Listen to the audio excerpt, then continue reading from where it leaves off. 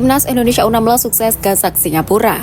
Pelatih Timnas Indonesia U16 Novarianto mengakui bahwa anak asuhnya sempat mengalami demam panggung saat menumbangkan Singapura U16 pada laga perdana grup A Piala AFF U16 2024. Dalam pertandingan yang berlangsung di Stadion Manahan Solo Jumat 21 Juni 2024 malam waktu Indonesia Barat itu, Timnas Indonesia U16 akhirnya sukses mengatasi rasa grogi tersebut untuk menggebuk Singapura dengan 3 gol tanpa balas.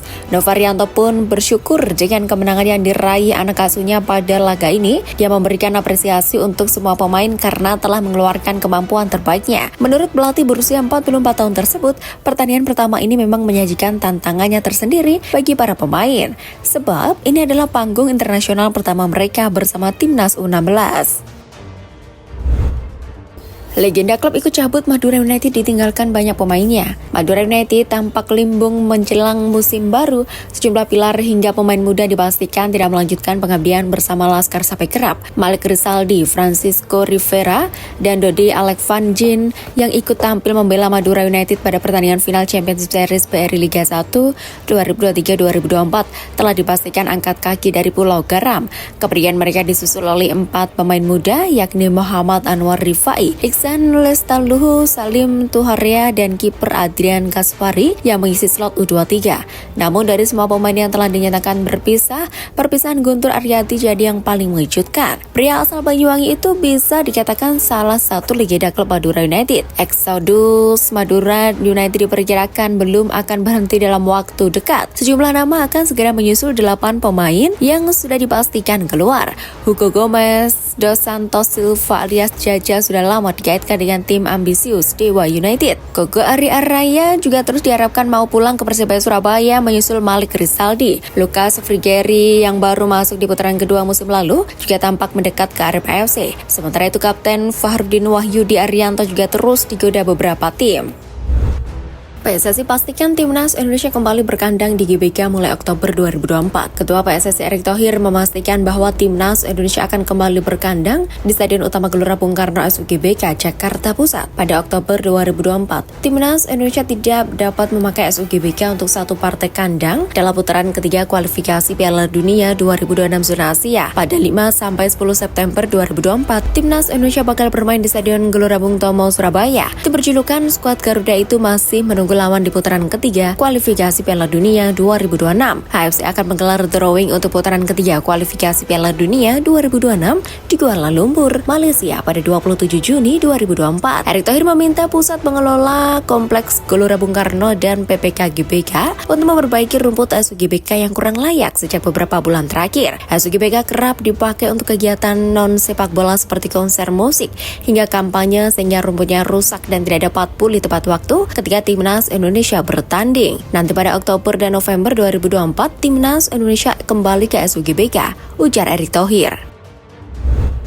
Ragnar Oratmangun masih pulang kampung di Maluku. Winger Timnas Indonesia Ragnar Oratmangun masih betah di kampung halamannya Maluku setelah memperkuat skuad Garuda di kualifikasi Piala Dunia 2026. Ragnar pulang kampung kembali ke halamannya. Ia mengunjungi Ambon bertemu dengan keluarga besarnya di sana. Meski berasal dari Pulau Tanimbar, Ragnar juga memiliki famili di Ambon. Setelah puas di Ambon, Ragnar belum beranjak meninggalkan Maluku. Ia mengunjungi Pulau Kei dan menikmati keindahan pantai di sana. Ragnar membaur dengan warga, mulai bermain sepak bola di pinggir pantai sampai naik sepeda motor keliling pulau. Melansir Satu Maluku, Ragnar Oratmangun masih mempunyai hubungan kerabat dengan Duta Besar RI di Cina, Jauhari Oratmangun. Selain itu, Ragnar Oratmangun juga memiliki ikatan dengan musisi Dharma Oratmangun dan mantan Bupati Maluku Tenggara Barat yang telah berubah menjadi Kabupaten Kepulauan Tanimbar, Mendiang SC Oratmangun.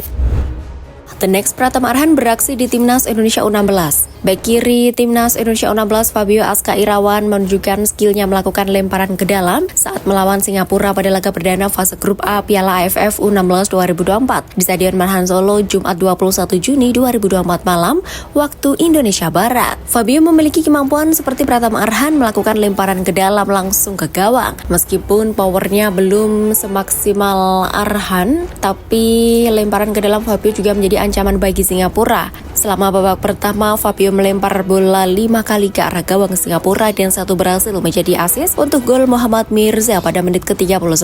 Sosok yang dimaksud ialah Fabio Aska Irawan. Pemain yang berposisi sebagai bek kiri tersebut memperlihatkan kemampuan lemparan jarak jauhnya saat mengikuti pemusatan latihan atau TC bersama Timnas Indonesia U16. Regenerasi pemain dengan kemampuan lemparan jarak jauh seperti Pratama Arhan di Timnas Indonesia masih akan terjaga. Skema seperti ini terbukti beberapa kali menjadi pemecah kebuntuan. PSIS resmi perpanjang kontrak Boubakary Diarra hingga 2 musim ke depan. PSIS Semarang mengumumkan perpanjangan kontrak satu di antara pemain asingnya, Boubakary Diarra. Dengan kontrak baru ini, Diarra akan bertahan bersama tim Mahesa Jenar selama 2 musim ke depan. Manajer pelatih PSIS Semarang, Gilbert Agius, mengakui Boubakary Diarra merupakan satu di antara pemain penting di lini tengah tim Mahesa Jenar pada musim lalu. Itulah sebabnya pemain asal Prancis itu layak mendapatkan perpanjangan kontrak. Pada musim lalu, Boubakary Diarra nyaris tak tergantikan di BRI Liga 1 2023-2024. Pemain berusia 30 tahun itu setidaknya mengukir 32 penampilan dan menyumbang 2 gol serta 1 assist. Diarra pun mengaku gembira dengan perpanjangan kontrak ini, apalagi dia sudah mulai merasa nyaman dengan lingkungan barunya. Diarra berharap bisa memberikan prestasi untuk PSIS Semarang pada musim depan. Erick Thohir bicara soal kabar Kevin Dix dan Ole Ramani yang akan dinaturalisasi. Ketua PSSI Erick Thohir buka suara mengenai kabar pihaknya akan menaturalisasi 2 pemain keturunan untuk Timnas Indonesia. Keduanya adalah Kevin Dix dan Ole Ramani. Saya tidak bisa bicara mengenai Kevin Dix dan Ole Ramani tanpa ada hitam di atas putih yang sudah saya terima, ujar Erick Thohir. Sebelumnya, pengamat sepak bola Roni Bangumanan mengklaim bahwa Erick Thohir berencana menambah pemain keturunan di Timnas Indonesia untuk putaran ketiga kualifikasi Piala Dunia 2026. Pada beberapa waktu lalu, anggota Komite Eksekutif Arya Sinulinga juga menyanggah bahwa pihaknya sedang mengusahakan naturalisasi Kevin Dix dan Ole Ramani. Belum ada sedikit pun proses dilakukan, tutur Arya Sinulinga. Bojan Hodak beberkan 2 keuntungan Persib lolos otomatis ke AFC Champions League 2. Pelatih Persib Bandung Bojan Hodak sumringah sebab tim besutannya tidak harus melalui babak playoff untuk tampil di AFC Champions League 2 2024-2025. AFC langsung memberi 1 slot untuk Indonesia sehingga otomatis Persib Bandung tampil lantaran juara Championship Series BRI Liga 1 2023-2024. Lebih lanjut, pelatih Persib asal Kroasia ini mengaku ada keuntungan tersendiri terhadap timnya yang bisa langsung beraksi di AFC Champions League 2024-2025. Keuntungan yang pertama adalah klub akan menerima sejumlah uang untuk itu. Hal lainnya adalah kami akan memainkan laga yang berat, jadi kami para pemain bisa meningkatkan level permainannya melawan tim-tim bagus di Asia, jelas Bojan. Dan hal yang penting lanjut Bojan adalah untuk bisa mendapatkan poin bagi ranking AFC dan ranking FIFA. Itu penting untuk klub dan Indonesia. Jadi untuk di waktu yang akan datang, klub Indonesia bisa langsung melaju ke Liga Champions Asia, ucap Bojan sambil mengakhiri.